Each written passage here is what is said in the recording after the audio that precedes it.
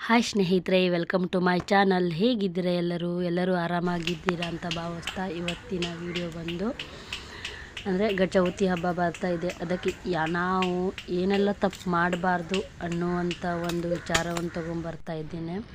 ನೋಡಿದ್ರಲ್ಲ, ನನ್ನ ಮುದ್ದು ಕೃಷ್ಣಾಷ್ಟಮಿಗೆ ಅವ್ರಿಗೆ ರೆಡಿ ಮಾಡಿದ್ದೆ. ಅವನಿಗೆ ಇದನ್ನ ಬಜಾರಿಗೆ ಹೋಗುವಾಗ ನನಗೂ ಚಪ್ಪಲಿ ಹಾಕು ಅಂತ ಅವನು ತೊಗೊಂಬಂದಿದ್ದ. ಹೀಗೆ ನಮ್ಮನೆಯಲ್ಲಿ ಸುಂದರವಾದ ಮನಿ ಪ್ಲ್ಯಾಂಟ್ ಆಗಿತ್ತು.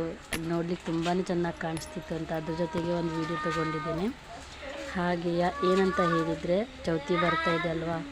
ಚೌತಿ ಹಬ್ಬಕ್ಕೆ ಗಣೇಶನಿಗೆ ಎಷ್ಟು ಒಳ್ಳೆ ಶ್ರೇಷ್ಠದಿಂದ ಮಾಡಬೇಕಂದ್ರೆ ನೈವೇದ್ಯವೆಲ್ಲ ಅಷ್ಟೇ ಶ್ರದ್ಧೆಯಿಂದ ಮಾಡಬೇಕು, ಅಷ್ಟೇ ಶುದ್ಧದಿಂದ ಮಾಡಬೇಕು. ಏನಕ್ಕಂತ ಹೇಳಿದರೆ, ಯಾರೆಲ್ಲ ಪೀರಿಯಡ್ ಆಗಿರ್ತಾರೆ ನೋಡಿ, 5ನೇ ದಿನಕ್ಕೆಲ್ಲ ಮಾಡ್ಬೋದಾ ಏನು ಅಂತ.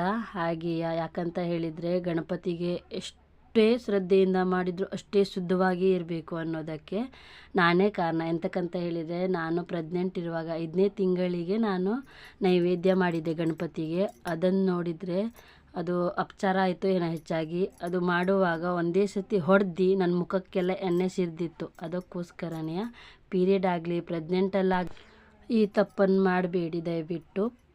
ಅಂದರೆ ಪೀರಿಯಡಲ್ಲಾದ್ರೂ ಮಾಡ್ಲಿಕ್ಕೆ ಹೋಗಬೇಡಿ, ಸ್ವಲ್ಪ ದೂರನೇ ಇರಿ ಅಂತ ಹೇಳ್ತಾ, ಒಂದು ವೇಳೆ ಮನೇಲಿ ಯಾರೂ ಇಲ್ಲ ನಾವೇ ಮಾಡಬೇಕಾದ್ರೂ ನೀವು ಮಾಡೋಕ್ಕಂತಲೇ ಹೋಗಬೇಡಿ. ಆರ್ಡ್ರ್ ಕೊಡಿ ಹೊರಗಡೆಯಿಂದ, ಅವರು ಎಲ್ಲ ಸರಿಯಾಗಿ ಮಾಡಿರ್ತಾರಲ್ವ.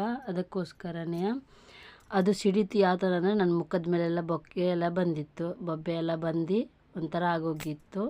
ಈ ವಿಡಿಯೋ ನಿಮ್ಮೆಲ್ಲರಿಗೂ ಇದು ಯಾಕೆ ಹಾಗಾಯ್ತು ಅಂದರೆ ನಾನು ಪ್ರೆಗ್ನೆಂಟಲ್ಲಿರುವಾಗ 5ನೇ ತಿಂಗಳಲ್ಲಿದ್ದೆ. ಆವಾಗ ಅದು ಸೂತಕ ಅಂತ ಬಂದಿತ್ತಂತೆ. ಆವಾಗ ಬೇರೆಯವರು ಹೇಳಿದರು, ನೀನು ಮಾಡಬಾರ್ದಾಗಿತ್ತು, ನೀನು ಎಂತಕ್ಕೆ ಮಾಡೋಕ್ಕೆ ಹೋದೆ ಅಂತ ಹೇಳಿದರು. ಆದರೂ ನಾನು ಮಾಡಿದ್ದು ತಪ್ಪೇನೆಯ. ಈ ವಿಡಿಯೋ ನಿಮ್ಮೆಲ್ಲರಿಗೂ ಇಷ್ಟ ಆಗಿದೆ ಅಂತ ಭಾವಿಸ್ತಾ, ಇಷ್ಟ ಆದರೂ ಒಂದು ಲೈಕ್, ಶೇರ್, ಕಮೆಂಟ್ ಮಾಡಿ.